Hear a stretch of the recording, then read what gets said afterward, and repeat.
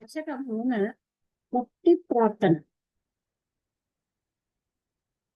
അപ്പോൾ പട്ടതിരി തനിക്ക് ഭക്തി ഉണ്ടാകണമേ എന്ന് പ്രാർത്ഥിച്ചു കൊണ്ടാണ് രണ്ടാമത്തെ ദശകം അവസാനിപ്പിച്ചത്. ഭഗവാന്റെ കാരുണ്യം ഉണ്ടായാൽ മാത്രമേ നമുക്ക് ഭക്തി വരത്തുള്ളൂ, അത് നിലനിർത്താനും സാധിക്കുകയുള്ളൂ. യഥാർത്ഥ ഭക്തന്മാരുടെ സ്വഭാവം ഇവിടെ വിവരിക്കുന്നു. അതായത് പടന്തോ നാമാനി പ്രമദവര സിന്തൗ നിപതിതാവ മരന്തോ രൂപം ചരന്തോ യേ ഭക്ത തൊഴികലുരമത്തെ പരമമും അഹം ധന്യാനന്യേ സമിതിഗത സർവാഭിലഷി പടന്തഃ നാമാനി പ്രമദവര സിന്തൗ നിപതിതാഹ സ്മരന്തഃ രൂപം തേ വരദ കഥയന്തഃ ഗുണകഥാഃ ചരന്തഃ യേ ഭക്താഃ ത്വയി ഖലു രമന്തെ പരം അമൂൻ പരമമൂൻ പരം അമൂൻ അഹം ധന്യാൻ അന്യേ സമതിഗത സർവ അഭിലഷിതാൻ സർവാഭിലഷിതാൻ. ആ ഭക്തന്റെ ആവശ്യങ്ങൾ സാധിച്ചു കൊടുക്കുന്ന ഹേ ഭഗവാനെ വിവേകപ്പ, പടന്തോ നാമാനെ അങ്ങയുടെ നാമങ്ങളെ ചൊല്ലിക്കൊണ്ടും അങ്ങയുടെ നാമങ്ങളെ ദിനസരി ചൊല്ലിക്കൊണ്ടും സ്മരന്തോ രൂപം തേ ആ ഓർമ്മിച്ചുകൊണ്ടും ആ രൂപത്തെ ധ്യാനിച്ചുകൊണ്ടും ഗുണകഥാ കഥയന്തഃ അങ്ങയുടെ ഗുണകഥകളെ അങ്ങയുടെ കഥകളെ പറഞ്ഞുകൊണ്ടും പ്രമദപരസിന്ധോ ആ പരമമായ സമുദ്രത്തിൽ മുങ്ങിയിരിക്കുന്ന ഏതു ഭക്തന്മാരാണോ, അങ്ങനെ ചെയ്യുന്ന ഏത് ഭക്തന്മാരാണോ നിൻ തിരുവടിയിൽ രമിച്ചുകൊണ്ടിരിക്കുന്നത്, നിന്നിൽ രമിച്ചുകൊണ്ടിരിക്കുന്നത്, അങ്ങനെ പാടിയും കേട്ടും പുകഴ്ത്തിയും എല്ലാം ചെയ്തുകൊണ്ടിരിക്കുന്ന ആ ഭക്തന്മാരാണ്. അവരെ മാത്രമേ എല്ലാ ആഗ്രഹങ്ങളും സാധിച്ചവൻ എന്ന് അവർ തന്നെ. അത് മാത്രമല്ല, അവരുടെ ജീവിതമാണ് ധന്യം. അതായത് അഹം ധന്യാൻ മന്യേ സമതിഗത സർവാഭിലഷിതാൻ. അവരെ മാത്രമേ ഞാൻ അഹം പരമഹം സമതിഗത സർവാഭിലഷിതാൻ എല്ലാ ആഗ്രഹങ്ങളും സാധിച്ച് അവർ ധന്യാൻ മന്യേ അവരുടെ ജീവിതമാണ്, എല്ലാം സാധിച്ച് ആ ഒരു ജീവിതമാണ് അവരുടെ എന്ന് ധന്യന്മാരാണ് എന്ന് ഞാൻ പറയുന്നു. അതായത് കഴിഞ്ഞ ദശകത്തിൽ പറഞ്ഞു ഐശ്വര്യം സമ്പത്ത് സമൃദ്ധിയല്ല, പക്ഷേ ശാന്തിയാണ്. അത് കിട്ടണമെങ്കിൽ എന്ത് ചെയ്യണം? ഭക്തിയിലൂടെ മാത്രമേ അത് സാധിക്കുകയുള്ളൂ. സംതൃപ്തി ഇല്ലാത്ത ജീവിതം ഒരു സന്തോഷമായ ഒരു ജീവിതം അല്ല. അല്ലയോ അഭിഷ്ടപ്രദായകനായ ഭഗവാനെ, അവിടുത്തെ തിരുനാമങ്ങൾ ചൊല്ലിക്കൊണ്ടും രൂപത്തെ സ്മരിച്ചുകൊണ്ടും അവിടുത്തെ കഥകൾ പറഞ്ഞു കേട്ടുകൊണ്ടും, നമ്മൾ കഥകൾ കേൾക്കുന്നു, ഓരോ ഭഗവത കഥകൾ കേൾക്കുന്നു, ഇങ്ങനെ കേട്ടുകൊണ്ടും അങ്ങനെ ആ പരമാനന്ദ സമുദ്രത്തിൽ ആറാടുന്ന ഏത് ഭക്തന്മാരാണോ നിൻ തിരുവടിയിൽ രമിച്ചുകൊണ്ടിരിക്കുന്നത്, ആ സർവ അഭിലാഷങ്ങളും നേടിയ പുണ്യാത്മാക്കൾ ആയി ഞാൻ അവരെ മാത്രമേ ഞാൻ കരുതുന്നുള്ളൂ. അല്ലാതെ സമ്പത്തും വലിയ കൊട്ടാരവും കെട്ടി അവിടെ കയറി ഇരിക്കുന്നവരല്ല സമ്പത്തുകാരെന്ന് നെയ്പുത്തു പറയും. അടുത്ത ശ്ലോകം.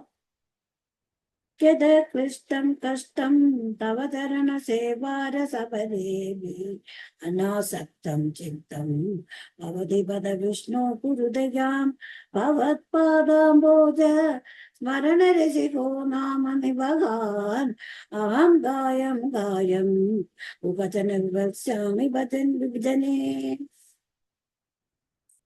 അപ്പോൾ മേപ്പത്തു 100 ദിവസം ഭജിക്കാൻ നിന്നു. അതിൻ്റെ ഇടയ്ക്ക് ഭജനം തുടരാതെ വളരെ കഷ്ടപ്പെട്ടു. അതായത് ആ വേദനകൾ കൊണ്ടാണ് സാധിക്കാതെ കഷ്ടപ്പെടുന്നത്. അപ്പം ആ നിലയിലാണ് ഉള്ളതെന്ന് തനിക്ക് തോന്നി. തന്നിൽ കാരുണ്യം ഉണ്ടാവണം എന്ന് ഭട്ടതിരി സങ്കടത്തോടെ പറയുന്നു, എന്റെ ഈ വേദന മാറ്റിത്തരണമേ. യഥക്ലിഷ്ടം കഷ്ടം ചിത്തം, അതായത് ശരീരത്തിന്റെ രോഗത്താൽ ക്ലേശിപ്പിക്കുന്നതിനാൽ തുല്യവേദന അനുഭവിക്കുന്ന ആ മനസ്സ്, അതായത് ശരീരം വേദന എടുക്കുമ്പോൾ നമ്മളുടെ മനസ്സും വേദനിക്കുന്നു. തവ ചരണ സേവാ രസ പരേ അഭി, അങ്ങയുടെ തൃക്കാൽ ഭജിച്ച് പരമാനന്ദം അനുഭവിക്കാൻ, ഈ വേദന കൊണ്ട് അങ്ങയുടെ ചരണത്തെ സേവിക്കാനായിട്ട് അനാസക്തം ഭവതി, എനിക്ക് അനാസക്തം, എനിക്ക് പറ്റുന്നില്ല, ശക്തി ഉണ്ടാവുന്നില്ല, ശക്തി ആസക്തി ഇല്ലാതായി തീരുന്ന വേദനയുണ്ട്. മനസ്സിന് വേദന വരുമ്പോൾ മനസ്സിന് വേദന വരും. മനസ്സിന്റെ വേദന കൊണ്ട്, ശരീരവേദന കൊണ്ടാണ് ഇത് വരുന്നത്. അപ്പോൾ മനസ്സിന് ആസക്തി ഇല്ലാതാവും. ആ വേദന തന്നെ വേദനിക്കുന്നു നമ്മൾ വിചാരിക്കുന്നു. കഷ്ടം തന്നെ. ഹേ വിഷ്ണു, ഒരു ദയാ, ഈ ഭക്തനിൽ ദയ ചൊരിയൂ. അകം പാദാംബോജ സ്മരണ രസിക്കുക, ഞാൻ തിരുവടിയുടെ പാതാരവിന്ദത്തെ ധ്യാനിച്ച് രസിച്ചു കൊണ്ട് നാമനിമഹാൻ കായം കായം, അങ്ങയുടെ തിരുനാമങ്ങളെ ഞാൻ ചൊല്ലിക്കൊള്ളാം. ഞാൻ ഇടവിടാതെ പാടിക്കൊണ്ടും മുഖജനെ വിജനെ, ആരുമില്ലാത്ത ഏതെങ്കിലും ഒരു മൂലയിൽ പോയി ഒരു സ്ഥലത്ത് പോയിരിക്കണം സ്വാമി. അതാണോ ഭഗവാൻ ആഗ്രഹിക്കുന്നത്? അങ്ങനെയാണോ ആഗ്രഹിക്കുന്നത് ചോദിക്കുന്നു. അകത്തും പുറത്തും രോഗം ബാധിച്ചതിനാൽ ക്ലേശിക്കുന്നതും കഷ്ടാവസ്ഥയിൽ പ്രാപിച്ചതിനാൽ എന്റെ മനസ്സിനെ അങ്ങയുടെ പാദപതനം ചെയ്ത് സന്തോഷിക്കുന്നത് പോലും മനസ്സ് ഉറപ്പിച്ചു നിർത്താൻ കഴിയാതെ വന്നിരിക്കുന്നു. കഷ്ടം തന്നെ ഭഗവാനെ, സർവവ്യാപിയായ ഭഗവാനെ, എന്നിൽ കരുണ കാണിക്കണമേ, എന്നെ അനുഗ്രഹിക്കണമേ. പാതാരവിന്ദത്തിന്റെ രസം അനുഭവിച്ചുകൊണ്ടും തിരുനാമത്തെ ചൊല്ലിക്കൊണ്ടും വീണ്ടും വീണ്ടും പാടിക്കൊണ്ടും ഏതെങ്കിലും ഒരു ഒഴിഞ്ഞ മൂലയിൽ ഞാൻ കഴിഞ്ഞുകൊള്ളാം എന്ന് പറയുന്നു. അടുത്തത്, കൃപാതേ ജാതാ ചേത് കിമിവ നഹി ലഭ്യം തനുവൃതാം മദീയ ക്ലേശം ദശാനാമപി യദി ന കേ ലോകേസ്മിൻ അനിശമയി ശോകാഭിരഹിതാഃ ഭവദ്ഭക്താ മുക്താ സുഖഗതിം അസക്താ വിദദതേ. അടുത്തത്,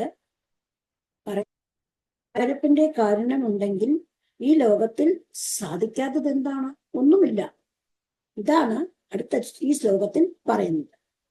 തേ കൃപാജാതാ ചേത്, ഭഗവാനെ അങ്ങയുടെ ദയ ഉണ്ടായെങ്കിൽ, തേ കൃപാ ജാതാ ചേത്, നിങ്ങളുടെ ആ ഭഗവാന്റെ കൃപയുണ്ടെങ്കിൽ, അനുവൃതാം ദേഹികൾക്ക് എല്ലാവർക്കും എന്താ, കിം ഇവ നഹി ലഭ്യം, എന്ത് ലഭിക്കുവാൻ സാധിക്കാത്തത്, എന്തും ലഭിക്കും, ഒന്നും പ്രയാസമില്ലാതെ ലഭിക്കും.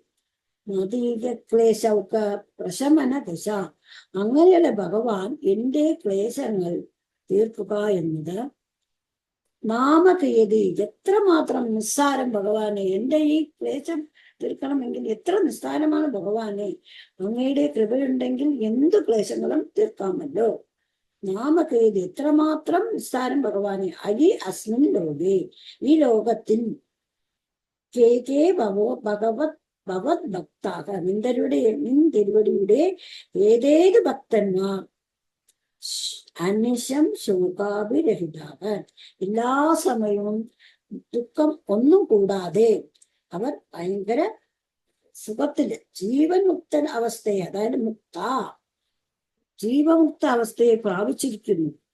ഭവത് ഭക്ത മുക്ത സുഖഗതി വിദദതേ, സ്വൈരസഞ്ചാരം ചെയ്യുന്നില്ലേ. ഒരുപാട് പേർ ഭക്തന്മാർ സ്വൈരസഞ്ചാരം ചെയ്യുന്നില്ലേ. ഭഗവാനെ, അവിടുത്തെ കാരുണ്യമുണ്ടെങ്കിൽ എന്ത് ക്ലേശങ്ങളും എളുപ്പം തീർക്കാൻ സാധിക്കും. ഈ ഉള്ളവന്റെ ദുഃഖമെല്ലാം തീർക്കുക എന്നത് ഭഗവാന് എത്രയോ നിസ്സാരമാണ്. എന്റെ ഈ വേദനകൾക്ക് തീർക്കണം എന്നാണ് പറയുന്നത്. ഈ ലോകത്തിൽ അവിടുത്തെ എത്ര ഭക്തന്മാരാണ് ദുഃഖരഹിതരായി ജീവൻ മുക്തരായി ഒന്നിലും ആസക്തിയില്ലാതെ സ്വൈരസഞ്ചാരം ചെയ്യുന്നുണ്ട്. ശ്ലോകം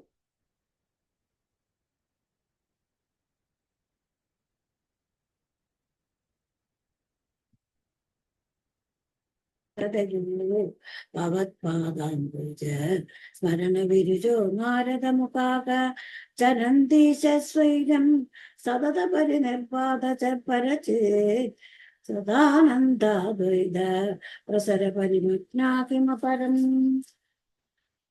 അതായത്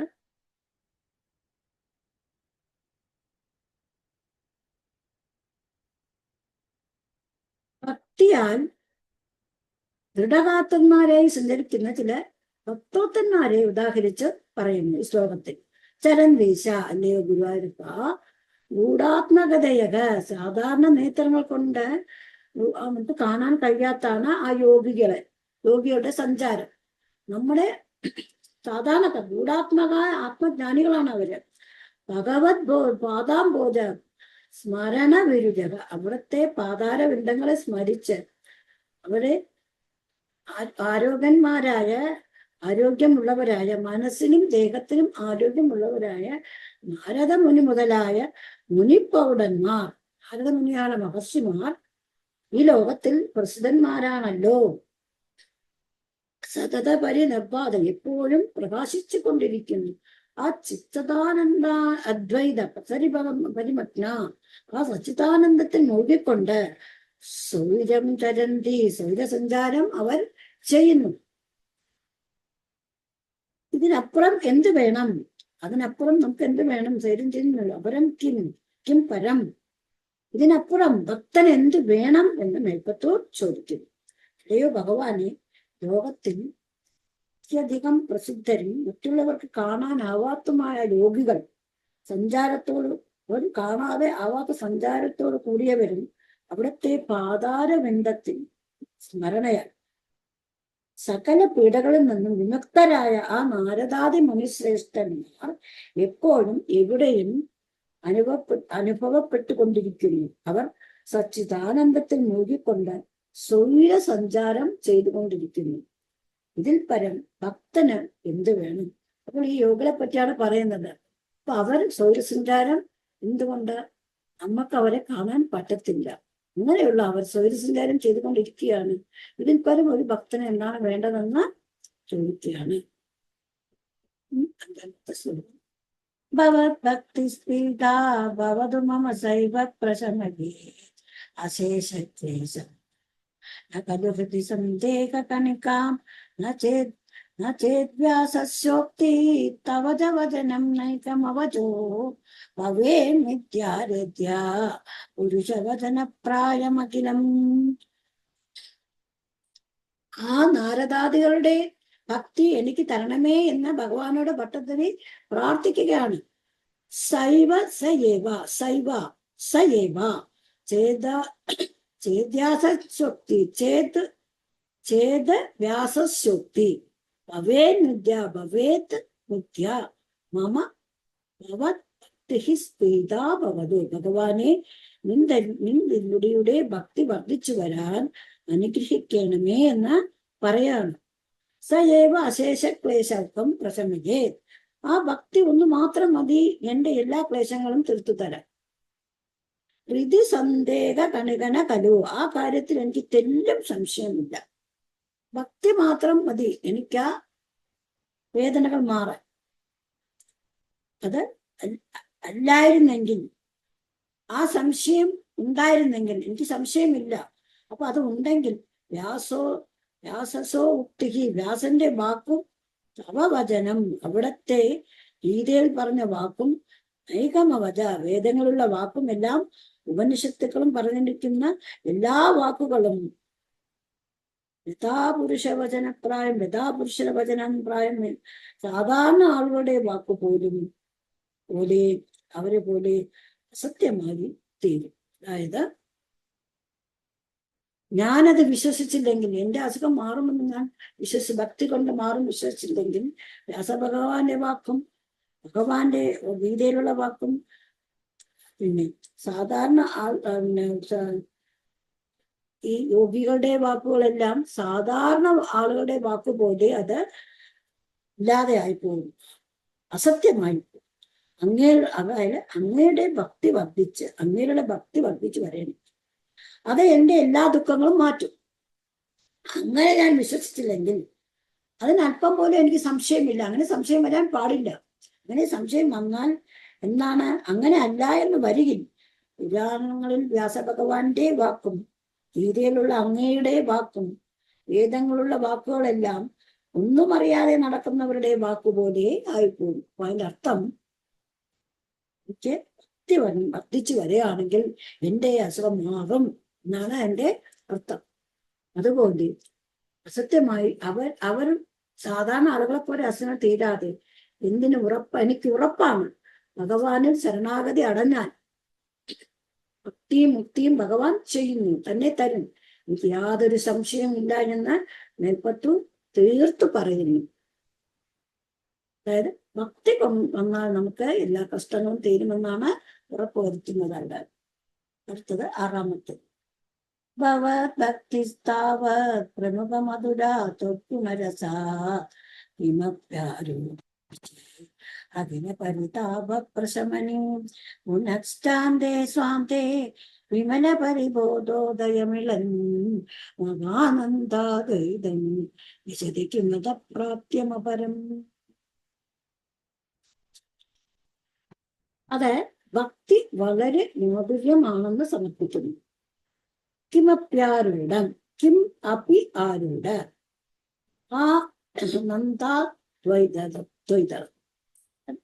ആനന്ദ അദ്വൈതം. കിമത കിം അപഹ പ്രാർത്യമപരം പുനശ്ചാന്തേ പുനഃ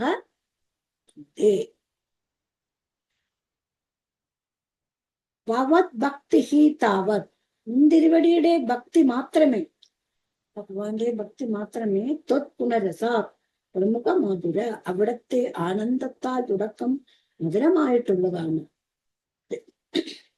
അഖ്യം അപ്യാരൂഢ ചേത് അത് വളരെ വലുതായാലും വളർന്നു വലുതാവണം ആ ഭക്തി. അഖില പരിതാപ പ്രശമനി നമ്മുടെ ഉള്ളിലെ എല്ലാ ദുഃഖങ്ങളെയും ഇല്ലാതാക്കുന്നു. അതായത് ഇങ്ങനെയുള്ള ഭക്തി വളരെ വലുതായി വരുമ്പോൾ നമ്മുടെ ദുഃഖങ്ങളെല്ലാം ഇല്ലാതായി തീരും. ഇനി പുനഃ അന്ത്യേ ഇനി അവസാനം സ്വാന്തേ സ്വന്തം മനസ്സിൽ വിമല പരിബോധോദയമിടൻ തെളിഞ്ഞ, അപ്പോൾ നമ്മുടെ മനസ്സിൽ ദുഃഖമെല്ലാം പോകുമ്പോൾ തെളിഞ്ഞ ഒരു ജ്ഞാനം ഉണ്ടാകുന്നു. മഹാ ആനന്ദ അദ്വൈതം, അതായത് നമുക്ക് ഭയങ്കരമായ ആനന്ദം ഉണ്ടായി അതിൽ മഹാനന്ദാദ്വൈതം ദിശതി. അങ്ങനെ നമ്മൾ പരമാനന്ദത്തിന്റെ അദ്വൈതം ഐക്യഭാവത്തെ നമുക്ക് പ്രദാനം ചെയ്യുന്നു. ഭക്തി അങ്ങനെ വളർന്നു വരണം, എന്നാലേ ചെയ്യാൻ പറ്റും. അതുകൊണ്ട് വരം ചീ പ്രാർത്ഥ്യം ഭക്തി തരണമേ എന്നല്ലാതെ എന്താണ് പ്രാർത്ഥിക്കേണ്ടത്? എനിക്ക് ഭക്തി തന്നെ തരണം, സമ്പത്തോ ഒന്നും. അത് ഭക്തി വരുമ്പോൾ നമ്മുടെ ഉള്ളിലെ പ്രകാശം, ജ്ഞാനമാകുന്ന പ്രകാശം വരികയും അതിൽ നിന്നും നമ്മൾ ഭഗവാനിൽ നമ്മൾ രസിക്കുകയും ഒരു ഐക്യഭാവത്തെ നമുക്ക് പ്രദാനം ചെയ്യുകയും ചെയ്യും. അങ്ങയുടെ ഭക്തിയാകട്ടെ തുടക്കത്തിൽ സുഖപ്രദവും മാധുര്യവുമായി ഇരുന്നു. ആ ഗുണകഥകളിൽ ശ്രദ്ധ വർദ്ധിച്ചു വരുമ്പോൾ നമ്മൾ സകല ദുഃഖങ്ങളെയും അത് ശമിപ്പിക്കും. ഒടുവിൽ നിർമ്മല ജ്ഞാനോദയത്തോടു കൂടി പരമാനന്ദമായ ഐക്യത്തെ പ്രദാനം ചെയ്യുന്നു. ഇതിനപ്പുറം എന്ത് വേണം? നമ്മൾ എന്താണ് അമ്പലത്തിൽ പോയി പ്രാർത്ഥിക്കുന്നത് എന്നുകൂടി പറഞ്ഞു തരുന്നു മേൽപ്പറ്റ്. വേറെ എന്തെങ്കിലും നേടാൻ പ്രാർത്ഥിച്ചാൽ അപ്പോൾ തന്നെ സന്തോഷം തീരും. അത് കിട്ടുമ്പോൾ ആ സന്തോഷം തീരും. ഭക്തി കിട്ടുമ്പോൾ ആ ആനന്ദം മാധുര്യമാണ്. ഇതാണ് അത് നമുക്ക് സംരക്ഷണം തരികയും ചെയ്യും. 7-ാമത്തെ. വിദൂരെ ക്ലേശാന്മേ ഗുരുചരണ യുഗ്മ ഹൃദരസം ഭവശ്യേത്ര പരമഭജിതേ പൂജന വിധൗ ഭവന്മൂർത്യാലോകേ നയനമതേ പാദ തുളസി പരിക്രാണി ക്രാണം ശ്രവണമുദിതേ ചാരുചരിതേ. അപ്പോൾ പറയാണ് പ്രകൃതി ക്ലേശങ്ങളെല്ലാം അകറ്റി തന്റെ കർമ്മേന്ദ്രിയങ്ങൾ ഉള്ളവർ ജ്ഞാനേന്ദ്രിയങ്ങൾക്കും, അതായത് തന്റെ കർമ്മേന്ദ്രിയങ്ങൾക്കും ജ്ഞാനേന്ദ്രിയങ്ങൾക്കും ഭഗവാനിൽ ഭജിക്കാൻ താല്പര്യം ഉണ്ടാകണമെന്ന് പ്രാർത്ഥിക്കുന്നു. ആ ക്ലേശം അകറ്റിയാൽ, ആ വേദന അകറ്റിയാൽ മാത്രമേ അത് സാധിക്കുകയുള്ളൂ. അല്ലെങ്കിൽ വേദനയെ മാത്രം ഓർമ്മിച്ചുകൊണ്ടിരിക്കും. ക്ലേശാൽ വിദൂര, രോഗങ്ങളെ മാറ്റി, എന്റെ രോഗങ്ങളെ മാറ്റി, മേ ചരണയുഗ്മം, എന്റെ രണ്ട് കാലുകളും അങ്ങനെ മാറ്റുമ്പോൾ ഭഗവത് ക്ഷേത്ര പ്രാപ്തോ, അങ്ങയുടെ ക്ഷേത്രത്തിൽ എത്താൻ, എന്റെ കാലുകൾ അങ്ങയുടെ ക്ഷേത്രത്തിൽ എത്താനും, കരം തേ പൂജനവിധോ അഭിജ, ഇത് രണ്ട് കൈകളും അങ്ങേ പൂജിക്കാനും, നയനം ഭവൻ മൂർത്തിയാലോ, എന്റെ കണ്ണുകൾ അങ്ങയുടെ മൂർത്തിയെ കാണാനും, അതത്തെ പാദ തുളസി പരിക്രാണേ ക്രാണം, എന്റെ മൂക്ക് അങ്ങയുടെ തൃപ്പാദങ്ങളിലുള്ള ആ തുളസിയുടെ ആ പരിമളം നുകരാനും, ശ്രവണം തേ ചാരുചരിതേ, എന്റെ കാതുകൾ അങ്ങയുടെ ചരിതത്തെ കേൾക്കാനും, പിന്നെ ധൃതരസം കുരു, അതിനൊരു ഔത്സുക്യം ഉണ്ടാക്കി തരണമേ എന്ന് പ്രാർത്ഥിക്കുന്നു. അപ്പോൾ ആ ക്ലേശങ്ങൾക്ക് മാറിയാലേ ആ കർമ്മേന്ദ്രിയങ്ങൾക്കും ജ്ഞാനേന്ദ്രിയങ്ങൾക്കും ഭഗവാനെ രസിക്കാൻ താല്പര്യം ഉണ്ടാകും. അപ്പോൾ ഭഗവാനെ കാണാൻ അമ്പലത്തിൽ പോകാനും ആ തെരുവുകൾ കാണാനും അത് ചെവി കൊണ്ട് ഭജനകൾ കേൾക്കാനും പിന്നെ ആ പാദങ്ങളുള്ള തുളസിയെ നമുക്ക് വരാനുമുള്ള ഒരു ശക്തി ഉള്ളൂ. ഇപ്പോൾ പറയാണ് എന്റെ രോഗങ്ങളൊക്കെ നീക്കിയിട്ട് എന്റെ കാലുകൾക്ക് ക്ഷേത്രത്തിലെത്താനും, കൈകൾക്ക് അവിടത്തെ പൂജ ചെയ്യാനും, കണ്ണിന് അങ്ങയുടെ വിഗ്രഹത്തെ കൺകുളിർക്കെ കാണാനും, മൂക്കിനെ തൃപ്പാദത്തുള്ള തുളസിയുടെ പരിമളം നിവരാനും, അതിന് അവിടുത്തെ മനോഹരമായ ഭജന കേൾക്കാനും ഒരു ഔത്സുക്യം ഉണ്ടാക്കി തരണമേ എന്ന് പ്രാർത്ഥിക്കണം. ഈ ഔത്സുക്യം വന്നാലേ ലോക വിഷയങ്ങൾ നമുക്ക് വിരക്തി ഉണ്ടാകുകയുള്ളൂ, ആനന്ദം കിട്ടുകയും ചെയ്യും. ഭക്തി ഉണ്ടെങ്കിലേ വിരക്തിയുള്ളൂ, വിരക്തി വന്നാലേ ഭക്തിയുള്ളൂ. ഈ രണ്ടും ഇങ്ങനെ ചേർന്നിരിക്കുകയാണ്. ഭക്തി വിരക്തി, വിരക്തി ഭക്തി, അങ്ങനെ നമുക്ക് മനസ്സിലാക്കാം. പിന്നെ 8ാമത്തെ ശ്ലോകം. പ്രഭൂതാ ദിവ്യാദി പ്രസവചലിതേ തമാമകൃതി ത്വദീയം തദ്രൂപം പരമരസചിത്രൂപമുദിയാത് ഉദഞ്ചദ്രോമാഞ്ചോ യലിത ബഹുകർഷാശ്രുനിവഹോ വേദാ വിസ്മയധ്യാസം ഗുരുഭശമപീഡാ പരിഭവാൻ. പിന്നെ തന്റെ അന്ധകരണത്തിൽ സച്ചിദാനന്ദ രൂപം തെളിഞ്ഞു കാണണമെന്ന് പ്രാർത്ഥിക്കുന്നു. ഇങ്ങനെ എന്റെ രോഗം തീർത്തു തന്നിട്ട് അന്ധകരണത്തിൽ നമ്മുടെ ഉള്ളിൽ ഭഗവാന്റെ ആ ഭക്തി പ്രതിഷ്ഠിക്കണമേ എന്ന് പ്രാർത്ഥിക്കുന്നു. പ്രഭൂത ആദി വ്യാധി പ്രസവ ചലിതേ, പ്രഭൂതാദി വ്യാധി പരമസുഖചിത് രൂപം ഉദിയാത്, പരമസുഖചിത് രൂപം ഉദിയാത് ഉദഞ്ചത് രോമാഞ്ചക, ഉദഞ്ചത് രോമാഞ്ചക ലളിത ബഹുകർഷാശ്രുതി വകു, അതായത് ലളിത ബഹുകർഷ അശ്വനിവക, ലളിത ബഹുകർഷാശ്രുനിവകു. അർത്ഥം പ്രഭൂതാദിവ്യാധി പ്രസവചലിതേ, വളരെയേറെ മനോദുഃഖങ്ങൾ കൊണ്ടും രോഗങ്ങൾ കൊണ്ടും, ആദിവ്യാധി മനസ്സുള്ള ദുഃഖവും ശരീരത്തിനുള്ള വ്യാധി കൊണ്ടും, ചലിതമാമക ഹൃദി വല്ലാതെ ഇളകി എന്റെ മനസ്സിൽ, എന്റെ മനസ്സ് അതായത് ഈ ഭട്ടതിരിയുടെ മനസ്സിൽ ഭയങ്കരമായിട്ട് വേദന കൊണ്ട് മനസ്സ് ആദിയും വ്യാധിയും കൊണ്ട് വിഷമിച്ചിരിക്കുകയാണ്. പരമസുഖ ചിത്രൂപം ഉദയ സാന്ദ്രാനന്ദമായ അവബോധാത്മകമായ തിരുവടിയിൽ രൂപം പുതിയ എന്റെ ഉള്ളിൽ തെളിഞ്ഞു കാണാൻ വരയണമേ, ഈ ഉള്ളിൽ എനിക്ക് തെളിഞ്ഞു കാണണമേ അങ്ങയുടെ സച്ചിദാനന്ദ രൂപം, തുരീയം തദ്രൂപം പരമരചിത്രൂപം ഉദിയാ, എനിക്കത് കാണണം, എന്റെ മനസ്സിൽ തെളിയണം. അത് കണ്ടാലോ വരണമേ, അത് കണ്ടാലോ ഉദന്തത് രോമാഞ്ചക, കോൾമയിൽ കൊള്ളണം, ഉദന്തത് രോമാഞ്ചക കോൾമയിൽ കൊള്ളണം അത് കണ്ടിട്ട്.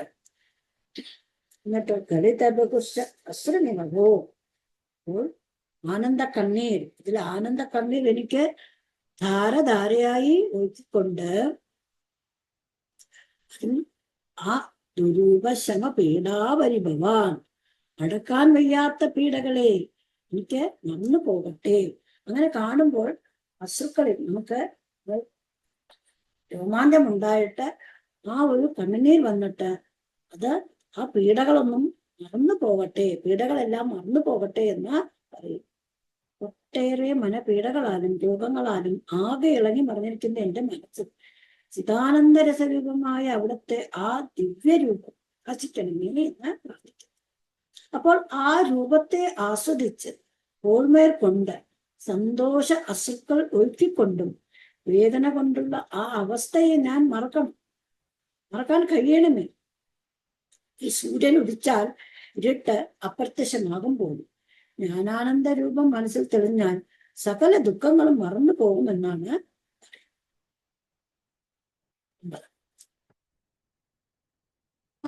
ഏകാദേശ തൊഴിതലി പരാഞ്ചോപി സുഖിനഃ ഭവസ്മേ സുഭവപരിതപ്യേജമിതം അകീർത്തിസ്തേ മാഭൂത് വരദഗതഭാരം പ്രശമയൻ ഭവത്തോ തംസം.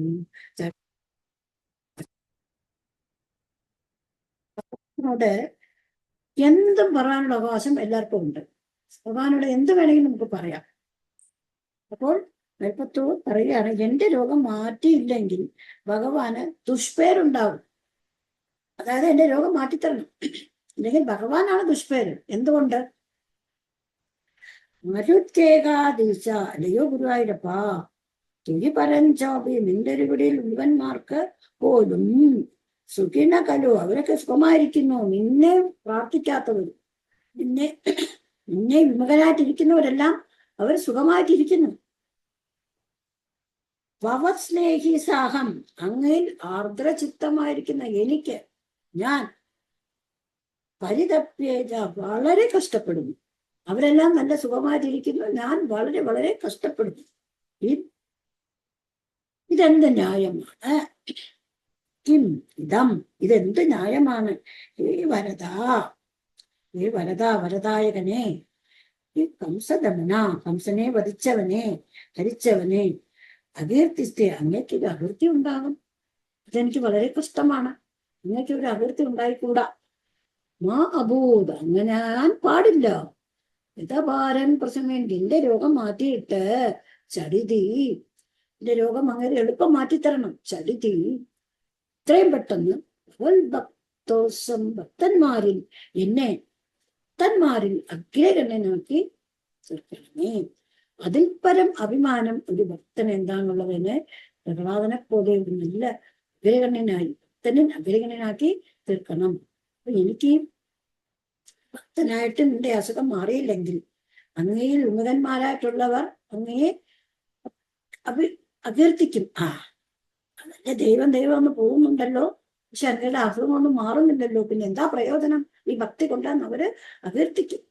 അതേ ഗുരുവായൂരപ്പ, അങ്ങയുടെ വിമത കാട്ടുമ്പോൾ സുഖിക്കുന്നു, സ്നേഹമുള്ള വിമത കാട്ടുന്നവർ സുഖിക്കുന്നു, സ്നേഹമുള്ള ഞാനാകട്ടെ ദുഃഖിക്കുന്നു. ഇത് എല്ലാ ഭക്തന്മാരുടെയും പരിഭവമാണ്. എല്ലാ ഭക്തന്മാർക്കും ഇത് ഉള്ളതാണ്. ഇതെന്താണ് ഇങ്ങനെ? ഭക്തൻ പ്രീതിയായ ഭഗവാന് ദുഷ്കൃതി വരാൻ പാടില്ല. അത് വേണ്ട. യോഗകൾ നീക്കി അങ്ങയുടെ ഭക്ത അഗ്രഗണ്യനാക്കി എന്നെ മാറ്റണമേ എന്ന് ഭഗവാനോട് പ്രാർത്ഥിച്ചു.